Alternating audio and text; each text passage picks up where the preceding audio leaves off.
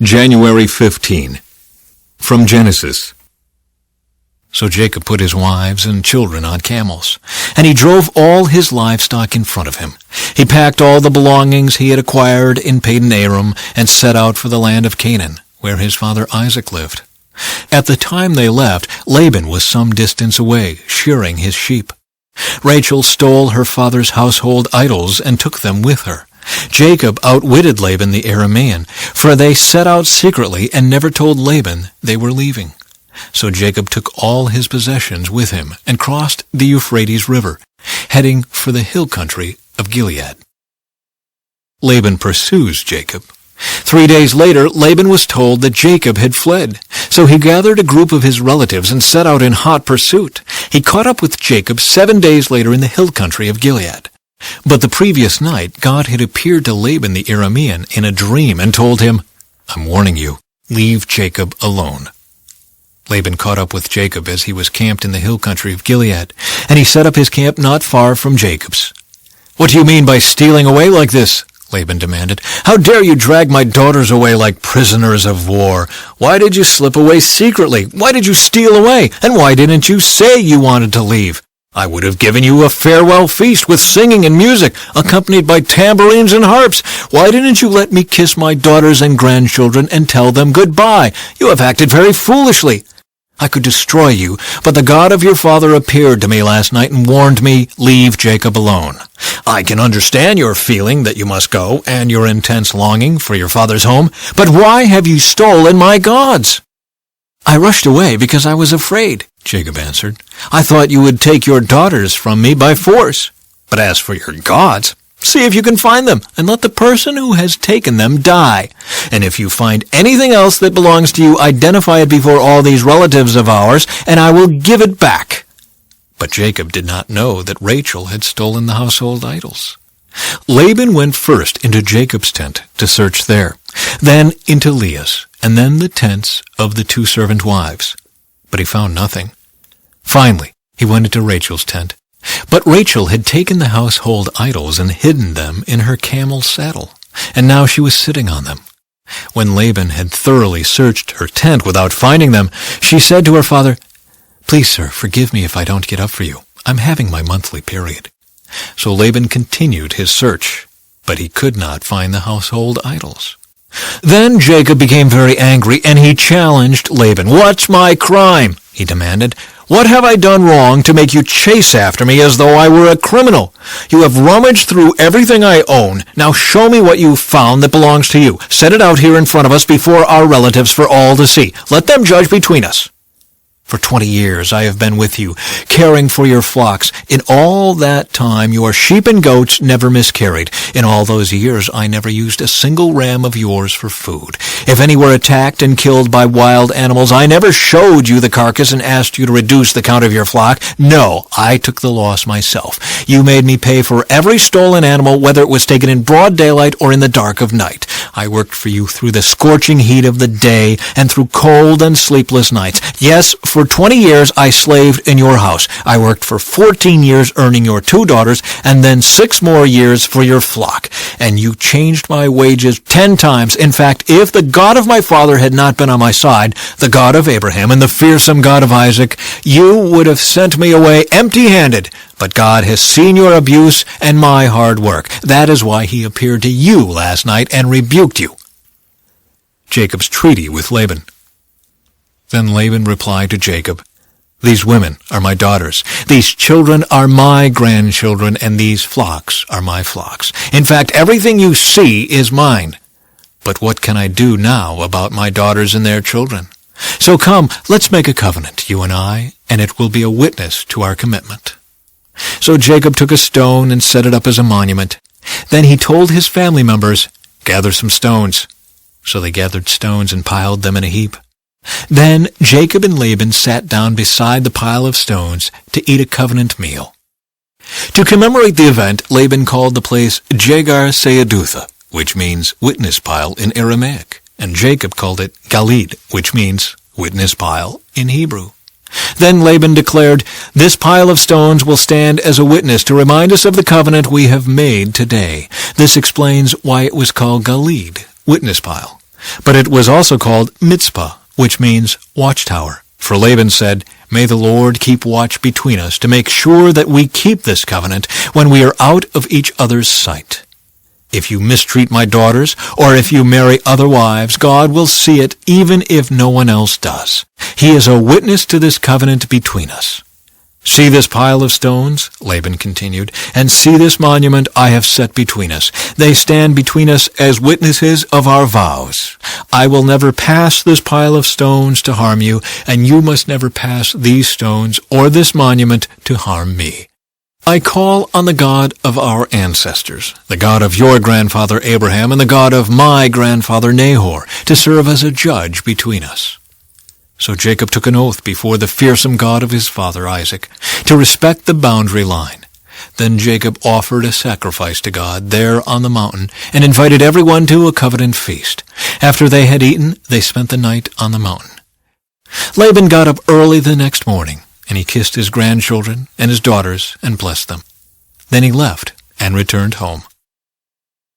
As Jacob started on his way again, angels of God came to meet him. When Jacob saw them, he exclaimed, "This is God's camp!" So he named the place Mahanaim.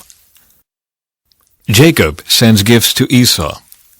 Then Jacob sent messengers ahead to his brother Esau, who was living in the region of Seir in the land of Edom. He told them, "Give this message to my master Esau. Humble greetings from your servant Jacob. Until now I have been living with Uncle Laban, and now I own cattle, donkeys, flocks of sheep and goats, and many servants, both men and women. I have sent these messengers to inform my lord of my coming, hoping that you will be friendly to me." After delivering the message, the messengers returned to Jacob and reported, "We met your brother Esau, and he is already on his way to meet you with an army of 400 men. Jacob was terrified at the news. He divided his household, along with the flocks and herds and camels, into two groups. He thought, if Esau meets one group and attacks it, perhaps the other group can escape. Then Jacob prayed, "O God of my grandfather Abraham and God of my father Isaac, O Lord, you told me, 'Return to your own land and to your relatives,' and you promised me, 'I will treat you kindly.' I am not worthy of all the unfailing love and faithfulness you have shown to me, your servant. When I left home and crossed the Jordan River, I owned nothing except a walking stick. Now my household fills 2 large camps. O Lord, please rescue me from the hand of my brother Esau. I am afraid that he is coming to attack me, along with my wives and children. But you promised me, 'I will surely treat you kindly, and I will multiply your descendants until they become as numerous as the sands along the seashore, too many to count.'" From Matthew. Students are not greater than their teacher, and slaves are not greater than their master. Students are to be like their teacher, and slaves are to be like their master. And since I, the master of the household, have been called the prince of demons, the members of my household will be called by even worse names.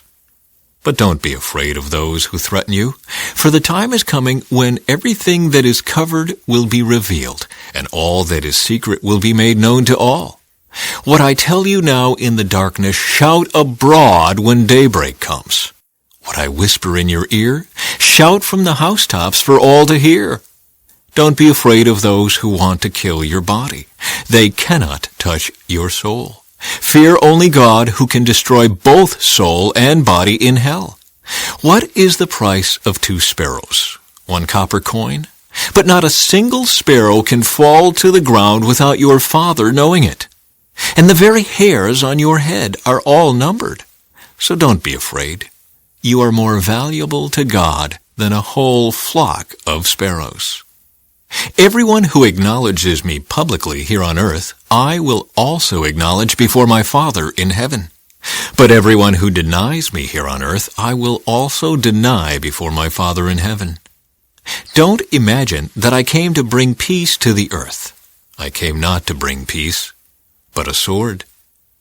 I have come to set a man against his father, a daughter against her mother, and a daughter-in-law against her mother-in-law. Your enemies will be right in your own household. If you love your father or mother more than you love me, you are not worthy of being mine. Or if you love your son or daughter more than me, you are not worthy of being mine. If you refuse to take up your cross and follow me, you are not worthy of being mine. If you cling to your life, you will lose it. But if you give up your life for me, you will find it. Anyone who receives you receives me, and anyone who receives me receives the Father who sent me. If you receive a prophet as one who speaks for God, you will be given the same reward as a prophet. And if you receive righteous people because of their righteousness, you will be given a reward like theirs. And if you give even a cup of cold water to one of the least of my followers, you will surely be rewarded. When Jesus had finished giving these instructions to his 12 disciples, he went out to teach and preach in towns throughout the region. John the Baptist, who was in prison, heard about all the things the Messiah was doing. So he sent his disciples to ask Jesus, "Are you the Messiah we've been expecting? Or should we keep looking for someone else?" Jesus told them, "Go back to John and tell him what you have heard and seen. The blind see, the lame walk, the lepers are cured, the deaf hear, the dead are raised to life, and the good news is being preached to the poor. And tell him, God blesses those who do not turn away because of me." Psalm 13. O Lord, how long will you forget me? Forever? How long will you look the other way? How long must I struggle with anguish in my soul, with sorrow in my heart every day? How long will my enemy have the upper hand? Turn and answer me, O Lord my God. Restore the sparkle to my eyes, or I will die. Don't let my enemies gloat, saying, "We have defeated him." Don't let them rejoice at my downfall. But I trust in your unfailing love. I will rejoice because you have rescued me. I will sing to the Lord because he is good to me. From Proverbs. She offers you long life in her right hand, and riches and honor in her left. She will guide you down delightful paths. All her ways are satisfying. Wisdom is a tree of life to those who embrace her. Happy are those who hold her tightly.